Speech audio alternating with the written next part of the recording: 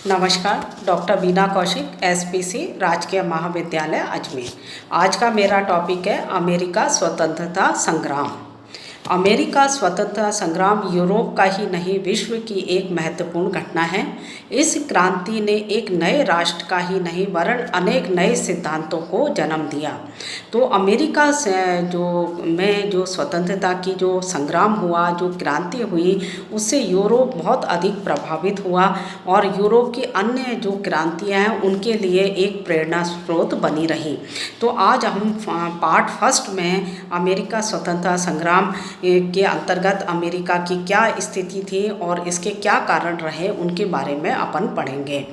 तो अमेरिका क्रांति ने पहली बार हम देखें तो यूरोपीय उपनिवेशवाद और साम्राज्यवाद को चुनौती दी और उसे न केवल परास्त किया बल्कि अन्य देशों के लिए भी ये एक प्रेरणा स्रोत बनी।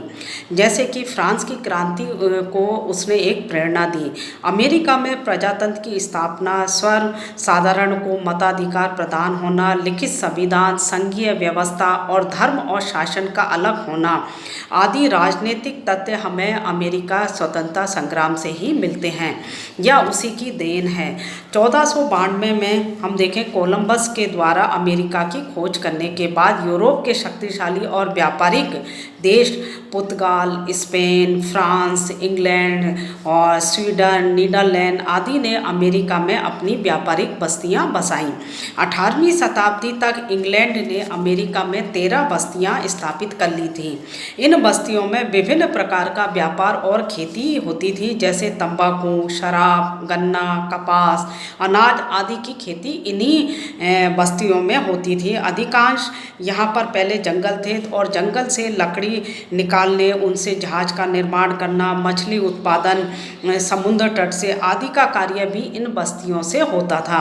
अमेरिका की हम देखें तो उस समय की भौगोलिक स्थिति क्या थी, जिसके कारण से ये सभी देश जो उस समय यूरोप के शक्तिशाली देश थे, ये सभी देश उसकी ओर आकर्षित हुए और अपने अपने उपनिवेश वहाँ पर स्थापित करने में के लिए उनमें होड़ लग गई।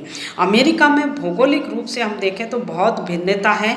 अमेरिका का उत्तरी क्षेत्र पर्वतीय व बर्फीला होने के कारण खेती के लिए उपयुक्त नहीं है, लेकिन यहाँ लकड़ी का व्यवसाय तेजी से होता है। लेकिन इसके अलावा मध्य क्षेत्र में कई उद्योग धंधे पनपे हुए हैं। यहाँ शराब का उत्पादन अधिक होता है। दक्षिण क्षेत्र की जलवायु और भूमि की उर्वरा के कारण यहाँ खेती अच्छी होती है। तो अमेरिका के हम देखें तो अमेरिका की जो भौगोलिक स्थिति है संपूर्ण अमेरिका की, वो एक समान नहीं है और उसमें हम देखें जो उत्तरी क्षेत्र है वो तो बर्फ़ से ढका रहता है, लेकिन वहाँ जंगल अधिक हैं और वहाँ से लकड़ी का व्यवसाय या लकड़ी वहाँ से ज़्यादा प्राप्त होती है और लकड़ी से निर्मित होने वाले विभिन्न जो हम कहें कार्य हैं उनसे अनेक व्यवसाय पनपते हैं। दूसरा जो मध्य क्षेत्र है, यहाँ पर कई कल कारखाने बने हुए हैं और जो नीचे दक्षिण का क्षेत्र है ये खेती के लिए उपयुक्त है। तो इस प्रकार से अमेरिका के 3 भागों में विभाजित करने के बाद हम देखें तो उसकी भौगोलिक स्थिति से विभिन्न चीज़ें हमें प्राप्त होती हैं। अब अमेरिका उपनिवेश का इंग्लैंड के साथ संबंध कैसा था? अमेरिका उपनिवेश में इंग्लैंड के मध्य जो संबंध है वो पुरातन उपनिवेश पद्धति पर आधारित था, जिसके अनुसार उपनिवेश केवल लाभ के साधन मात्र समझे जाते थे और इंग्लैंड के लिए उपनिवेश उसके जो जितने भी उद्योग धंधे थे उसके लिए कच्चा माल की प्राप्ति का प्रमुख स्थान थे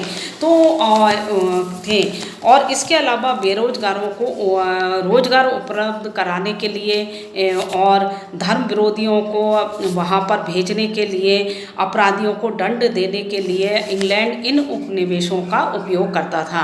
तो इंग्लैंड के लिए ये उपनिवेश जो थे उसके आर्थिक लाभ का प्रमुख जो थे माध्यम थे। इसके अलावा अपने देश के जितने भी विरोधी थे उन सब विरोधियों को दंड के स्वरूप वो अमेरिका के इन 13 जो बस्तियां उसने बसाई थी उनमें उनको भेज देता था दंड स्वरूप।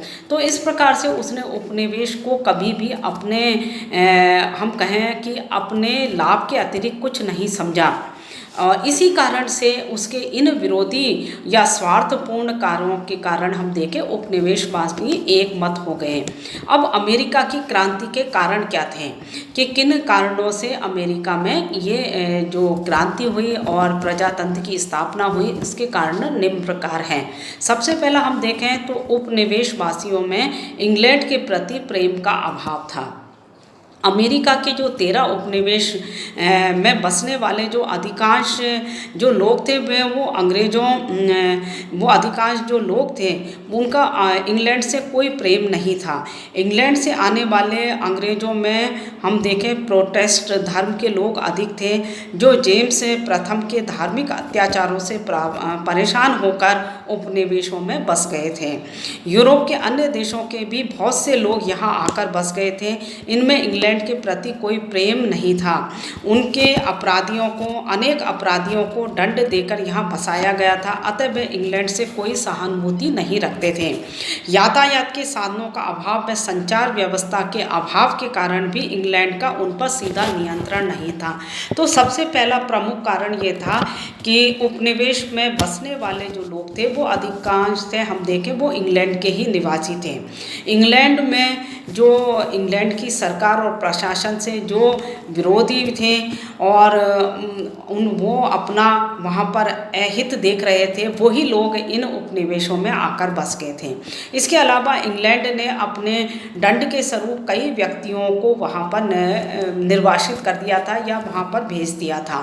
तो इस तरह से यहाँ बसने वाले अमेरिका में बसने वाले जो लोग थे वो उनकी कोई भी सहानुभूति या प्रेम और या वो इंग्लैंड को अपना देश नहीं मानते थे। इसी कारण से वो सब एक मत हो गए और उन्होंने इंग्लैंड को यहाँ से भगाने के लिए कार्य करना प्रारंभ कर दिया। नमस्कार।